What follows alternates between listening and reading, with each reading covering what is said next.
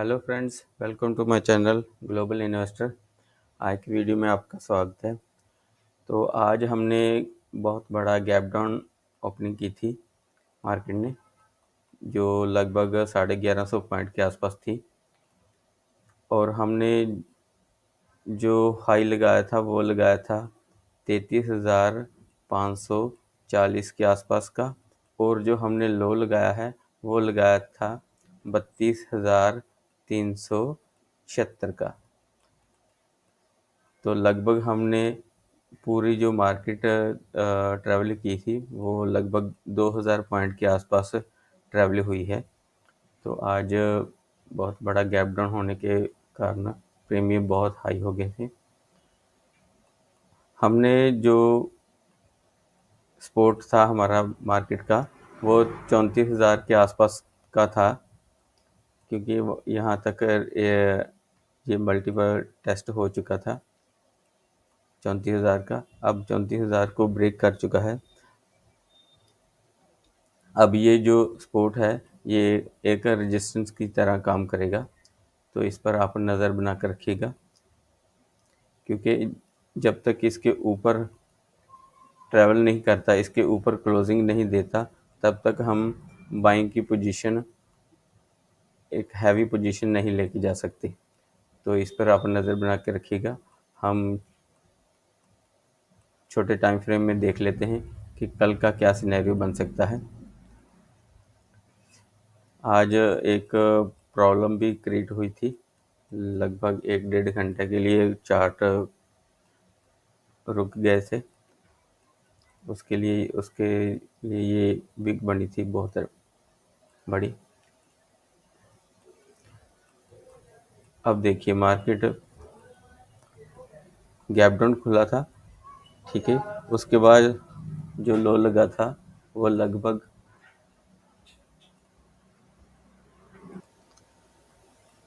हमने जो क्लोजिंग की है वो लगभग पिछली क्लोजिंग से 1536 पॉइंट नीचे की क्लोजिंग दी है।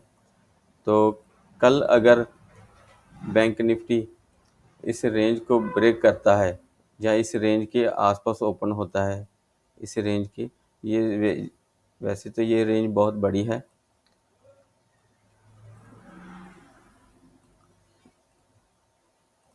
यहाँ पर देख लेते हैं। हाँ देखिए,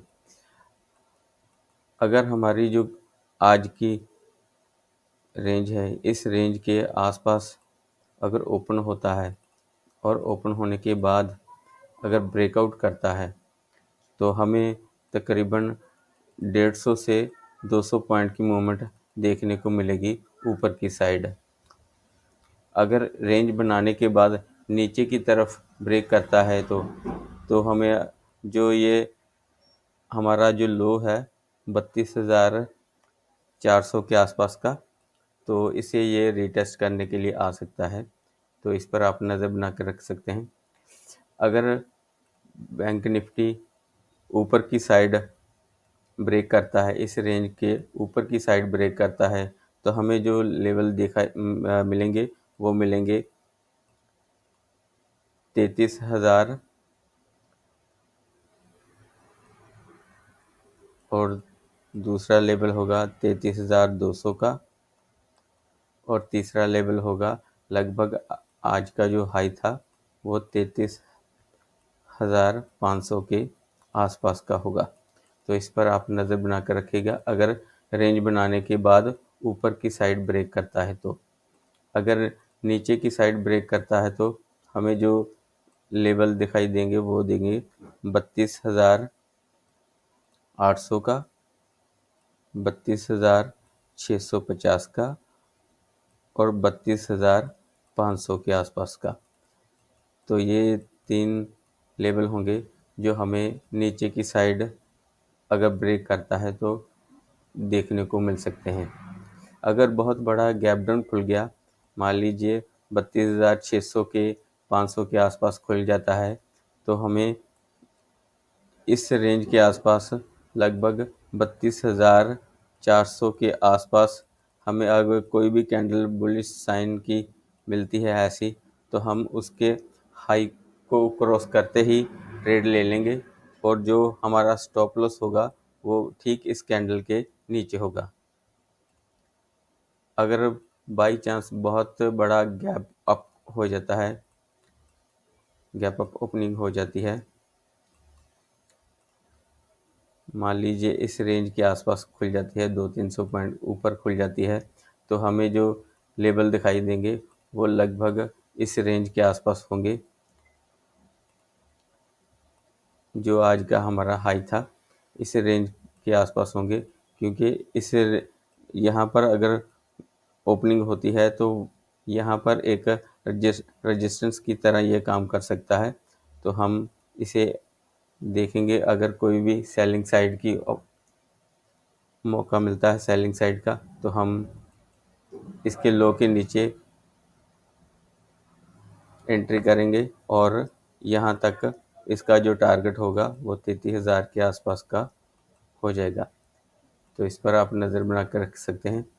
तो चलिए हम बैंक निफ्टी के स्टॉक देख लेते हैं जो हमें नीचे और ऊपर लेके जा सकते हैं। तो पहला स्टॉक है HDFC बैंक। HDFC बैंक देखिए बहुत बड़ा गैप डाउन खुला है, तो ये कल भी शायद कंटिन्यू कर सकता है।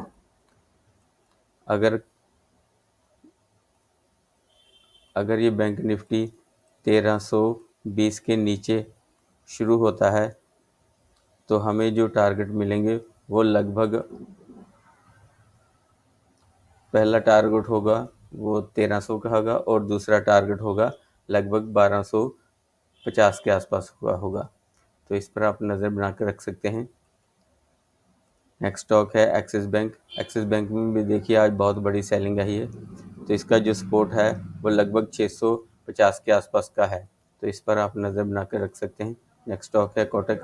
कोटक ने ब्रेक डाउन कर दिया है, इसका जो अगला टारगेट होगा वो 1640 के आसपास का होगा। इंडोसेंड बैंक ने भी रेंज को ब्रेक किया है, तो इसका जो पहला टारगेट होगा वो 810 का होगा और दूसरा टारगेट होगा 780 का। एयू बैंक अभी सस्टेन किया है, बहुत बड़ा गैप डाउन था, तो ये कल अगर कंटिन्यू करता है तो इसका जो पहला टारगेट होगा वो लगभग 1000 के आसपास का होगा। ICICI बैंक में भी बहुत बड़ा गैप डाउन खुला है, तो इसका जो अगला टारगेट होगा वो 623 के आसपास होगा। बंधन बैंक में भी अभी जो अगला टारगेट है वो 245 का होगा और दूसरा टारगेट होगा 230 के आसपास। आरबीएल बैंक अभी सपोर्ट ब्रेक किया है, लेकिन क्लोजिंग इसकी ऊपर हुई है, तो हो सकता है ये रेंज बनाए, तो इस पर आप नज़र बना कर रखिएगा। SBI एक पैटर्न था एम पैटर्न, उसको भी ब्रेक कर दिया है, तो इस पर आप नज़र बना कर रख सकते हैं। इसका जो अगला टारगेट होगा वो 424 के आसपास का होगा। फेडरल बैंक भी बहुत वीक है, जो इसका अगला टारगेट होगा वो 82 के आसपास होगा। IDF फर्स्ट बैंक भी अभी वीक है, तो ये 38 के आसपास पहुंच सकता है।